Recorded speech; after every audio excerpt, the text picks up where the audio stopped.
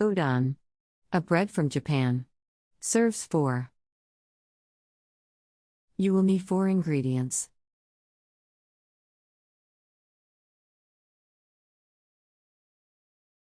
Step 1. Sift flour and salt together into a large bowl.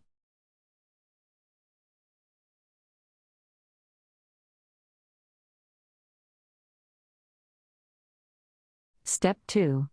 Add the egg yolk and enough cold water to make a stiff dough. Knead thoroughly. Cover the dough with a damp cloth and let it stand for 30 minutes. Step 3. Sprinkle a board and rolling pin with additional flour. Roll out the dough until it is paper thin. Fold the dough into long, loose roll and cut it crosswise into strips, 1/10 inch wide. Step 4. When unrolled, the dough strips should be at least 12 inches long. Cook for 3 or 4 minutes in boiling salted water. Step 5. If you have a pasta rolling machine, use it instead.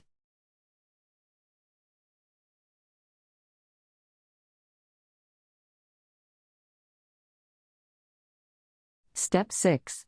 This is one of the most commonly used noodles in the Japanese diet.